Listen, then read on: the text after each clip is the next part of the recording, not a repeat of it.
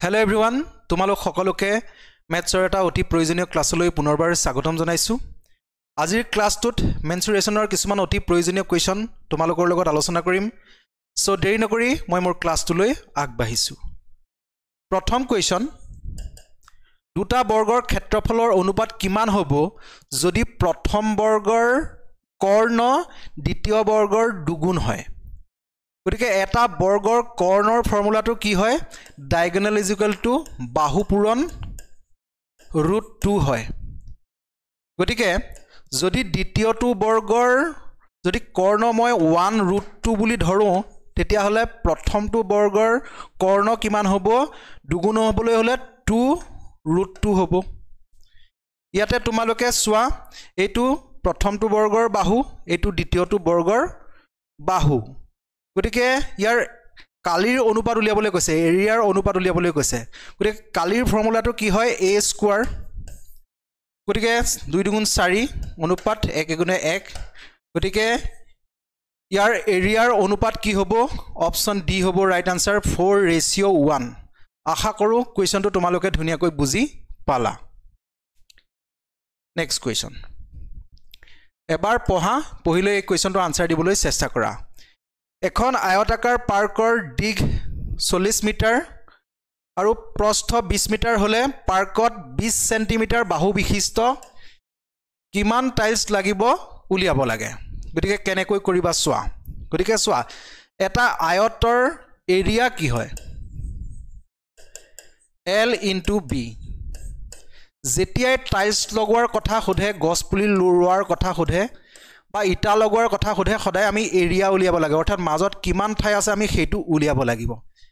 গতিকে প্ৰথমতে আমি সেই আয়তাকাৰ পাৰ্কখনৰ এৰিয়া উলিয়াম। এৰিয়া উলিয়াবলৈ হলে দিক 40 মিটাৰ দিয়া আছে আৰু প্ৰস্থ কিমান দিয়া আছে? 20 মিটাৰ দিয়া আছে। তাৰপিছত আমি টাইলছৰ কালি উলিয়াম। টাইলছৰ কালি কিমান হ'ব? ইয়াতে টাইলছৰ বাহুৰ মান 20 সেন্টিমিটাৰ দিয়া আছে। গতিকে বাহু পূৰণ বাহু, 20 পূৰণ 20। এতিয়া চোৱা, যিহেতু ইয়াতে 40 মিটাৰ আছে, এইখিনি টাইলছৰ মান দিয়া আছে সেন্টিমিটাৰত, আমি কি কৰিম? 40 মিটাৰক সেন্টিমিটাৰলৈ লৈ যাম, অৰ্থাৎ 100 পূৰণ কৰিম, 0 দুটা দি দিব লাগিব। ইয়াকো যদি মই 100 পূৰণ কৰোঁ, ইয়াতো 0 দুটা দি দিব লাগিব, কাৰণ 20 মিটাৰক আমি সেন্টিমিটাৰলৈ নিলে আমি 100 পূৰণ কৰিব লাগিব। ঠিক আছে, গতিকে এইটো সমাধান কৰা আনসাৰ পাই যাবা। ঠিক আছে, টাইলছৰ কালিৰে ইয়াক হৰণ কৰি দিয়া পাৰ্কখনৰ কালিক। গতিকে চোৱা, 0 0 দুটা 0, এইফালে আমি দুটা 0 কাটি দিলোঁ। ঠিক আছে, 2 দুগুণ কিমান? 4, 4 4 কাটি দিলোঁ। গতিকে ইয়াত থাকিল 1000, ইয়াত থাকিল 20, আৰু এই দুটা পূৰণ কৰিলে তোমালোকে কিমান পাবা? 2 লগতে কেইটা 0? 4টা 0। 20,000 হ'ব ৰাইট আনসাৰ। গতিকে পাৰ্কখনত কিমান টাইলছ লাগিব? 20,000টা টাইলছ লাগিব। মই ভাবোঁ কুৱেশ্যনটো তোমালোকে ধুনীয়াকৈ বুজি পাইছা। আমি প্ৰথমতে কি কৰিছোঁ? পাৰ্কখনৰ কালি উলিয়াইছোঁ, সেই কালিক আমি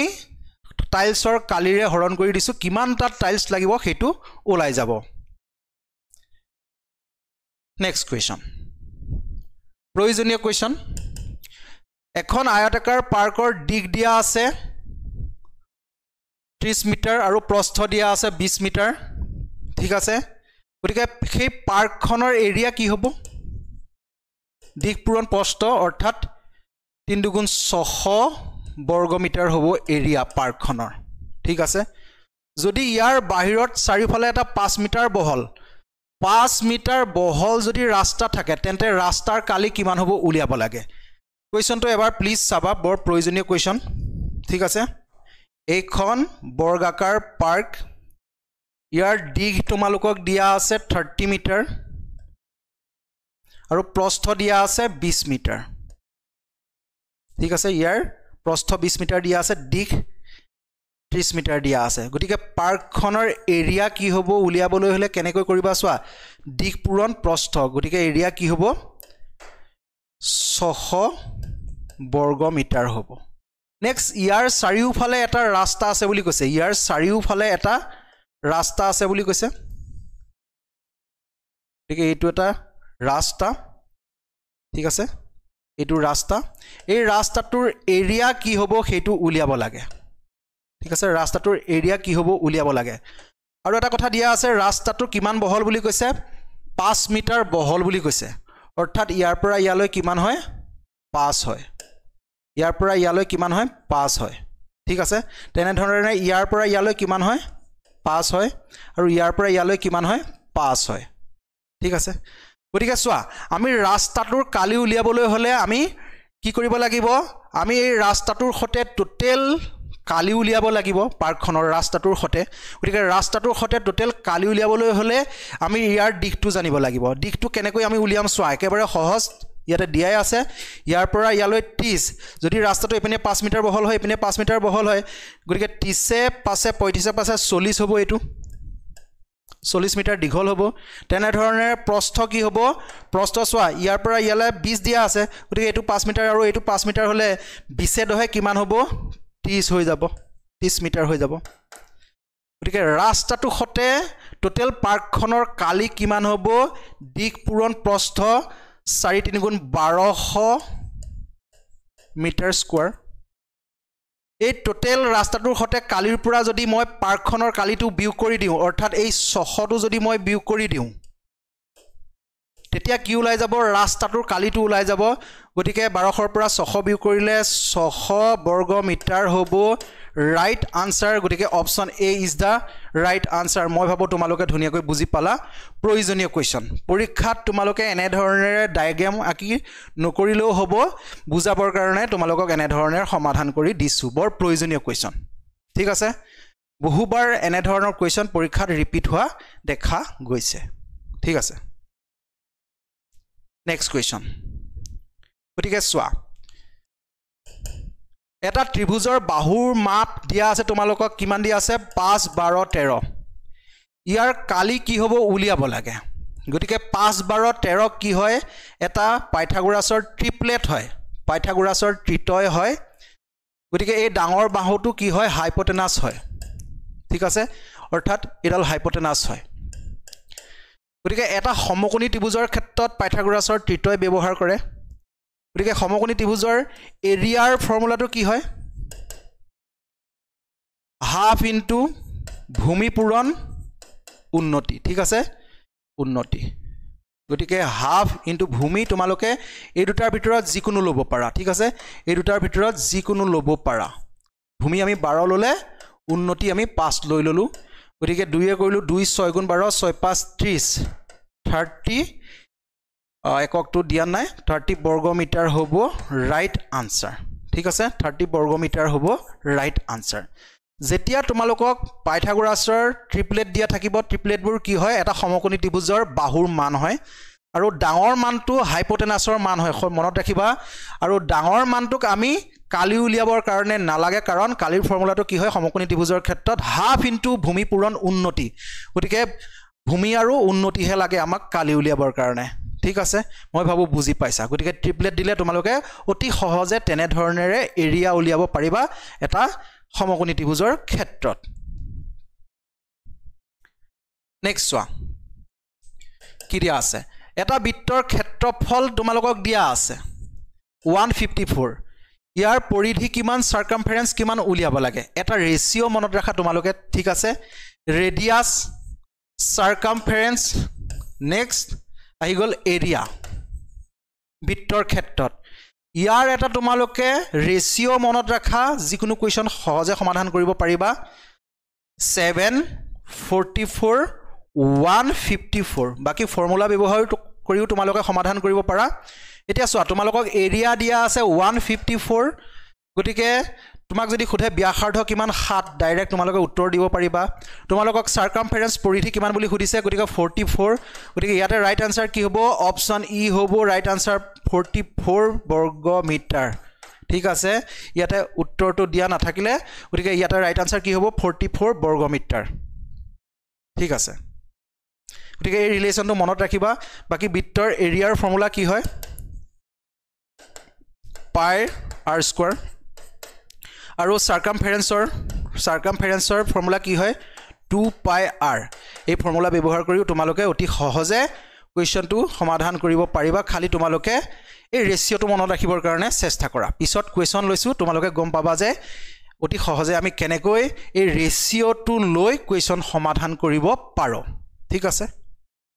নেক্সট কুৱেশ্যন নং 6 প্ৰয়োজনীয় কুৱেশ্যন এটা বৃত্তৰ অৰ্ধব্যাস দিয়া আছে 28 মিটাৰ পৰিধি কিমান উলিয়াব লাগে অৰ্থাৎ সাৰ্কামফাৰেন্স কিমান উলিয়াব লাগে গতিকে চোৱা এটা বৃত্তৰ এডাল কি হয় ডায়ামিটাৰ হয় ব্যাস হয় গতিকে ব্যাসৰ আধা কি বুলি কোৱা হয় ব্যাসৰ আধা কি বুলি কোৱা হয় অৰ্ধব্যাস মানে তাক ৰেডিয়াস বুলি কোৱা হয় ব্যাসাৰ্ধ বুলি কোৱা হয় অৰ্ধব্যাস বা ব্যাসাৰ্ধ একেই হয় গতিকে তোমালোকক ইয়াতে আৰৰ মান দিয়া আছে উলিয়াব লাগে সাৰ্কামফাৰেন্স গতিকে এটা ৰেচিঅ' তোমালোকক মই ইতিমধ্যে দিছিলো আৰ ৰেডিয়াস সাৰ্কামফাৰেন্স আৰু এৰিয়া ইয়াৰ অনুপাতটো তোমালোকক কি দিছিলো মই চোৱা 7 মনতে ৰাখি থোৱা 44 নেক্সট 154 এতিয়া তোমালোকক এই আৰৰ মান কিমান দিয়া আছে চোৱা 28 মিটাৰ দিয়া আছে অৰ্থাৎ 7 ৰ মান 28 মিটাৰ দিয়া আছে গতিকে 7 ৰ লগত কি পূৰণ কৰিলে 28 হ'ব 7 ৰ লগত যদি মই 4 পূৰণ কৰোঁ 4 7 28 ওলাইছে গতিকে তোমাক কি উলিয়াবলৈ কৈছে পৰিধি গতিকে 44 ৰ লগত আমি সেই 4টোকে পূৰণ কৰিব লাগিব 4 4 16 6 কেৰি 1 4 4 16 কে 17 মিটাৰ হ'ব ৰাইট আনসাৰ 176 মিটাৰ হ'ব ৰাইট আনসাৰ কিমান সহজে সমাধান কৰিছো আশা কৰো বুজি পাইছা ঠিক আছে যদি এৰিয়া উলিয়াবলৈ কয় তেতিয়া কি কৰিবা তোমালোকে এই 4ক স্কয়াৰ কৰিব লাগিব ঠিক আছে 4ক স্কয়াৰ কৰিলে 4 4 16 ইয়াৰ লগত পূৰণ কৰি দিলে তোমালোকে এৰিয়া পাই যাবা কিয় 16 পূৰণ কৰিব লাগে স্যাৰ এৰিয়াৰ এককটো কি হয় বৰ্গ মিটাৰ হয় আশা কৰো বুজি পাইছা ঠিক আছে বৰ প্ৰয়োজনীয় হয় নেক্সট যাবা কুৱেশ্যন নং 7 এটা বৃত্তৰ ব্যাসাৰ্ধ 10% বৃদ্ধি কৰিলে ক্ষেত্ৰফল কিমান পৰিৱৰ্তন হ'ব এবাৰ তোমালোকক কি দিয়া আছে আৰৰ মানটো 10% বৃদ্ধি কৰাৰ কথা কৈছে ব্যাসাৰ্ধৰ মান 10% বৃদ্ধি কৰিলে ক্ষেত্ৰফল কিমান পৰিৱৰ্তন হ'ব ক্ষেত্ৰফলৰ কিমান পৰিৱৰ্তন যদি পৰীক্ষাত উলিয়াবলৈ আহে তোমালোকে চোৱা বৃত্তৰ ক্ষেত্ৰফল অৰ্থাৎ এৰিয়াৰ ফৰ্মুলাটো কি হয় পাই r স্কয়াৰ যেহেতু ইয়াতে পাই কনস্ট্যান্ট ইয়াৰ মান কিমান হয় 7/22 হয় গতিকে r স্কয়াৰ থাকিল এতিয়া চোৱা r স্কয়াৰ থাকিল এতিয়া r ৰ মান 10% বৃদ্ধি কৰিলে 10% বৃদ্ধি মানে কি 110 বৃদ্ধি মানে 110 যেহেতু r স্কয়াৰ আছে আৰু এটা 110 লৈ লোৱা 0 কাটা ঠিক আছে কিবা অসুবিধা আছে নে নাই 11 কিমান 121 টু 100তকৈ বেছি নে কম স্যাৰ 121 টু 100তকৈ বেছি গতিকে কিমান বেছি 21 বেছি গতিকে 21% এৰিয়া ইনক্ৰিজ হ'ব বৃদ্ধি হ'ব option A is the option B is the right answer ঠিক আছে option B is the right answer 21% বৃদ্ধি হ'ব আশা কৰো কুৱেশ্যনটো ধুনিয়াকৈ বুজি পালা এনে ধৰণৰ কুৱেশ্যন আহিলে এনেকৈ সমাধান কৰিবা সাকসেসিভ পাৰ্সেন্টেজৰ ফৰ্মুলা ব্যৱহাৰ কৰি ঠিক আছে এটো পিছে ঠিক হয় নেক্সট কুৱেশ্যন ঠিক আছে চোৱা বৰ প্ৰয়োজনীয় কুৱেশ্যন এটা বৃত্তৰ ব্যাসাৰ্ধ 20% বৃদ্ধি কৰিলে ইয়াৰ পৰিধি কিমান শতাংশ পৰিৱৰ্তন হ'ব গতিকে এই কুৱেশ্যনটোৰ ৰাইট আনসাৰ কি হ'ব জানানে এটা বৃত্তৰ ব্যাসাৰ্ধ 20% বৃদ্ধি কৰিলে পৰিধি 20%তে বৃদ্ধি হ'ব গতিকে ৰাইট আনসাৰ কি হ'ব অপচন বি স্যাৰ কেনেকৈ ক'লে আমিতো তেনে ধৰণেৰে বুজি পোৱা নাই গতিকে বুজি পাবৰ কাৰণে চাবা তোমালোকে বৃত্তৰ ব্যাস তাৰ পিছত ব্যাসাৰ্ধ তাৰ মাজত এটা ডাইৰেক্ট ৰিলেচন আছে ঠিক আছে ডাইৰেক্ট ৰিলেচনটো তোমালোকে চাবা ঠিক আছে প্ৰথমতে মই আৰ ব্যাসাৰ্ধ সাৰ্কামফাৰেন্স পৰিধি তাৰ পিছতে কি হয় পৰিধিৰ পিছত ব্যাস পৰিধি ডায়ামিটাৰ ঠিক আছে ডায়ামিটাৰ ইয়াৰ মাজত কি ৰিলেচন আছে চোৱা তোমালোকে ডাইৰেক্ট ৰিলেচন যদি তোমালোকক কয় এই ব্যাসাৰ্ধ 10% ইনক্ৰিজ বুলি মই ওপৰলৈ দেখুৱাইছো মানে বেছি হোৱাটো দেখাইছো যদি ব্যাসাৰ্ধ 10% বৃদ্ধি হয় সাৰ্কামফাৰেন্সৰ মনত ৰাখিবা 10% বৃদ্ধি হ'ব আৰু ডায়ামিটাৰো ব্যাসও 10% বৃদ্ধি হ'ব সেইটো মনত ৰাখিবা ডাইৰেক্ট ৰিলেচন আছে ইয়াৰ মাজত কাৰ মাজত ব্যাসাৰ্ধ এটো পৰিধি আৰু কি হয় ব্যাস ডাইৰেক্ট ৰিলেশ্যন আছে যদি কয় তোমালোকক যে যদি ব্যাসাৰ্ধ 10% ডিক্ৰিজ হয় মই তললৈ চিনটো দেখাইছো মানে কমি যোৱা দেখাইছো গতিকে সাৰকামফাৰেন্সও 10% কমি যাব ডায়ামিটাৰো 10% কমি যাব বুজি পালা মই কি ক'ব গৈছো যদি ব্যাসাৰ্ধ বাঢ়ে সমান পৰিমাণে সাৰকামফাৰেন্সও বাঢ়িব সমান পাৰ্সেন্টেজত সমান পৰিমাণে ডায়ামিটাৰো বাঢ়িব কমিলে সমান পৰিমাণে গোটেই কেইটা কমিব কিন্তু ইয়াৰ লগত তোমালোকে এৰিয়াক নানিবা এৰিয়া অৰ্থাৎ কালিক নানিবা এটো ৰিলেশ্যনত কালিক নানিবা কাৰণ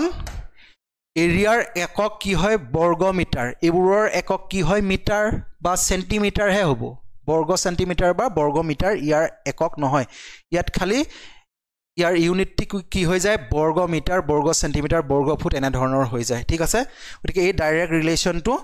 মনত ৰাখিবা ঠিক আছে ডাইৰেক্ট ৰিলেশ্যনটো মনত ৰাখিবা বৰ প্ৰয়োজনীয় হয় সেই কাৰণে মই কৈ দিলো তোমালোকক চোৱা ইয়াৰ ব্যাসাৰ্ধ 20% বৃদ্ধি হৈছে গতিকে ইয়াৰ পৰিধি কিমান সেই 20% বৃদ্ধি হ'ব ঠিক আছে বৰ প্ৰয়োজনীয় হয় কনসেপ্ট মই ভাবো মনত ৰৈছা তোমালোকৰ ৰৈছে নেক্সট কোৱেশ্চন গতিকে এনে ধৰণৰ কোৱেশ্চন পৰীক্ষাত অহা দেখা যায় এটা বৃত্তাকাৰ পাইৰ মানে অন্য কোনো কথা কোৱা নাই এটা বৃত্তাকাৰ আকৃতিৰ কথা কৈছে সাৰ্কুলৰ কথা কৈছে চকা হ'ব পাৰে তেনে ধৰণৰ কিবা এটা আকৃতিৰ কথা কৈছে ঠিক আছে